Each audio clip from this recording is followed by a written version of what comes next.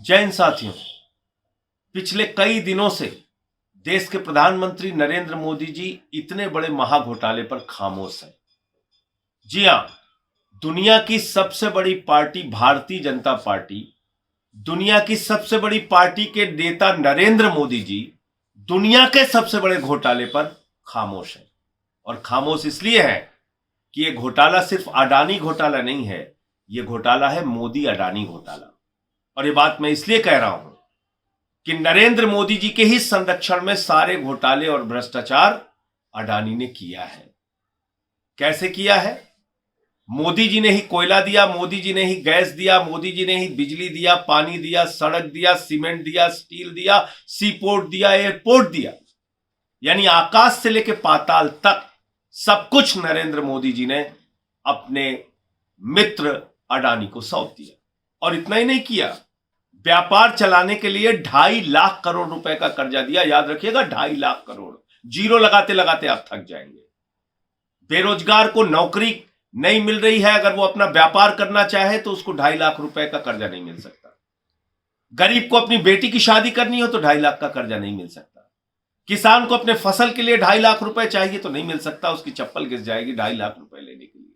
लेकिन अडानी को नरेंद्र मोदी जी ने 2.5 लाख करोड़ रुपए का कर्जा दिया। इतना ही नहीं, जब व्यापार में घाटा होने लगा तो 84,000 करोड़ रुपए माफ किया। आपको सुनने में शायद गलती हो गई, 84,000 नहीं, 84,000 करोड़। आपका 84,000 का भी कर्जा माफ नहीं होगा, लेकिन अडानी को 84,000 करोड़ का कर्जा मोदी जी माफ कर देते हैं। अब कल्पना कीजिए कि एक व्यक्ति को अमीर बनाने के लिए क्या क्या नहीं किया हमारे प्रधानमंत्री नरेंद्र मोदी जी ने। और उस व्यक्ति ने क्या किया? 38 फर्जी कंपनियां दुनिया के टैक्स हेवन कंट्रीज में खोली, जहां पर कि कर की छूट होती है, जैसे मॉरिशस, करीबियाई देश। और वहां क्या घोटाला किया इस व्यक्ति ने? अपने भाई और अपने रिश्तेदारों के माध्यम से अडानी ने फर्जी कंपनियां खोली, 38 फर्जी कंपनियां खोली, और उन कंपनियों के माध्यम से हजारों लाखों करोड़ रुपए हिंदुस्तान की अपनी कंपनी में काला धन लगाया। काला धन लगाया। और इसको मैं काला धन इसलिए कह रहा हूं कि मॉरिशस में 6 कंपनी एक ही पते पे खोली गई। उन 6 कंपनी के बोर्ड ऑफ डायरेक्टर्स में और सेक्रेटरी के नाम एक ही। इतना ही नहीं, उन कंपनियों की आमदनी की का जरिया क्या है ये कोई पता नहीं, अता पता नहीं क्या करती है वो कंपनियां। और उन कंपनियों ने मालूम है आपको कितना पैसा लगाया?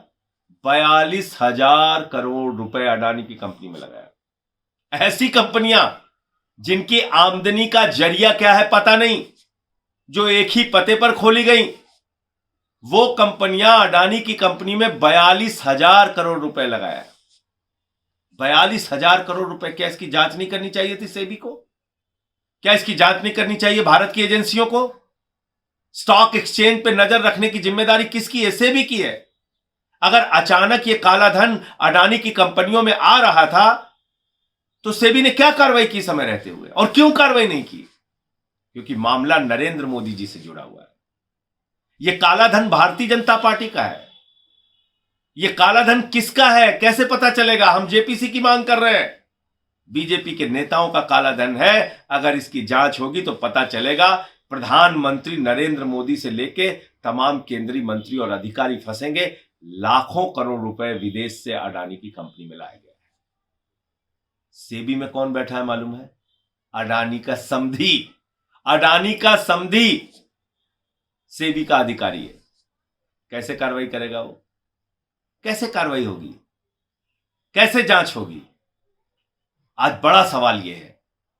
आज पूरा देश पूछ रहा है कि प्रधानमंत्री जी, एलआईसी में करोड़ों लोगों का पैसा डूब रहा है, एसबीआई में करोड़ों लोगों का पैसा डूब रहा है।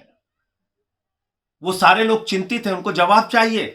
क्योंकि आपके राज्य में यस बैंक का घोटाला हुआ, आपके राज्य में पंजाब नेशनल बैंक का घोटाला हुआ, आपके राज्य में कोऑपरेटिव बैंक्स का घोटाला हुआ, जिसमें हजारों करोड़ रुपए लोगों के डूब गए।